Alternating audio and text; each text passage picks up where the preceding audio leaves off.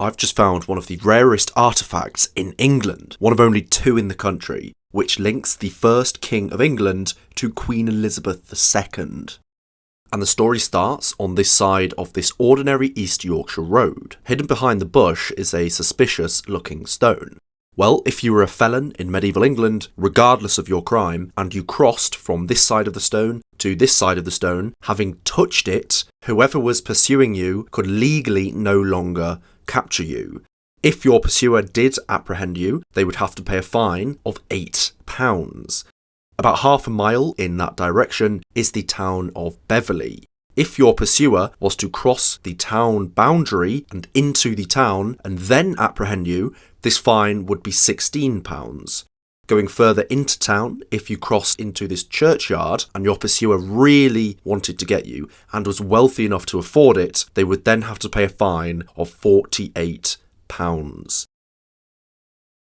If you made it through this door and into the church, your pursuer would then have to pay £96 to the church authorities at the door to capture you within the building. At this stage, you must have done something heinous, like murdering the partner of whoever's pursuing you or something like that, because this is getting very costly. But it doesn't end there. If you were captured within the choir of the church, your capturer would be fined £144. That is quite literally decades that the average medieval labourer would have to work to be able to afford that £144 fine. Behind the choir, we can see a wealth of medieval graffiti. Some of this may just be from criminals who once sought refuge in this grand edifice. But we have to understand why these fines exist and how it relates to the artefact. And the answer lies within this statue that I immediately saw when I entered the building. This is someone who should play a far greater role in public consciousness. This is what most consider the first true King of England, Athelstan, grandson of Alfred the Great, who first dreamt of the idea of a unified English nation.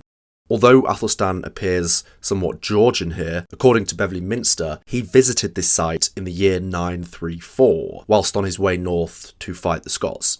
Athelstan left his troops and came here to pray at the tomb of John of Beverley. John was a bishop of York who founded a religious community on this site and died here in 721, over 2 centuries before Athelstan had arrived. The remains of John, now Saint John of Beverley, currently lie beneath the nave.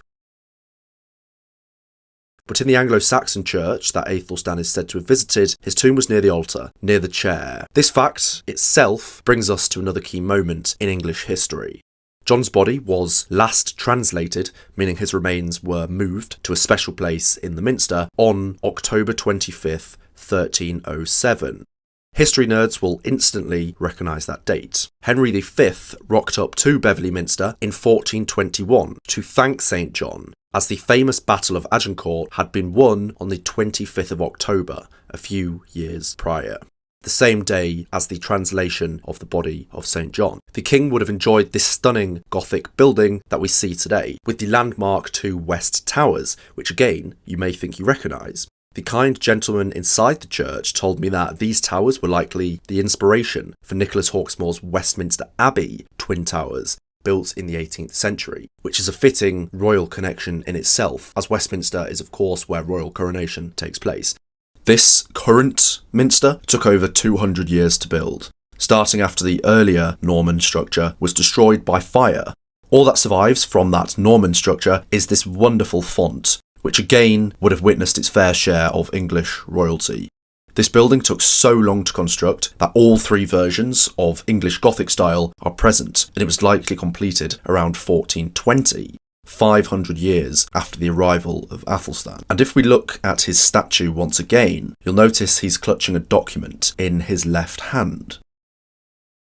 Well, after his supposed visit here, he was successful in his battle against the Scots and the Northmen and a few others at the Battle of Brunanburh, one of the bloodiest battles of the Middle Ages and a major moment in British history. He then returned to give the town of Beverley sanctuary status, around the tomb of John, which extended to the boundary stones that I showed you. So the whole town was actually part of the sanctuary. These sanctuary privileges were the brainchild of Alfred the Great, due to his Christian faith at a time when mob justice was prevalent. Criminals could seek refuge here for a month or so before either being handed over for trial or deported from the realm. These stones were once topped by large crosses, which were destroyed during the Reformation, when the sanctuary rites were actually repealed 6 centuries after Athelstan's visit. Remarkably, this was also when Beverley Minster was demoted to a parish church. It was actually due to be sold by the king's agents, but was saved when it was bought to become Beverley's civic church. It's by far the most impressive non-cathedral church I've ever seen in the UK. The size and decoration is simply breathtaking, and I can't imagine any other parish church has had 24 royal visits since 1066.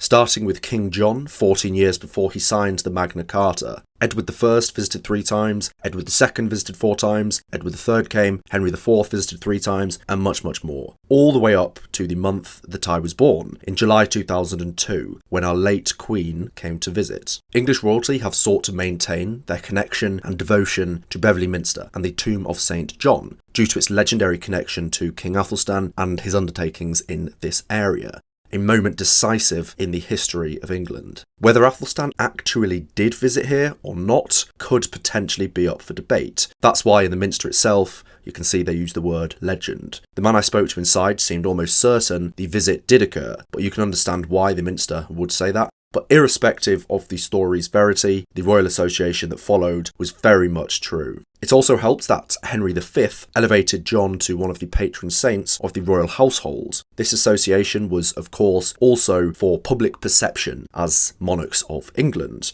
But there's only one part of the current building that has been witness to every single visit here. In the choir, sitting beside the altar, is the Fridstool, which means chair of peace.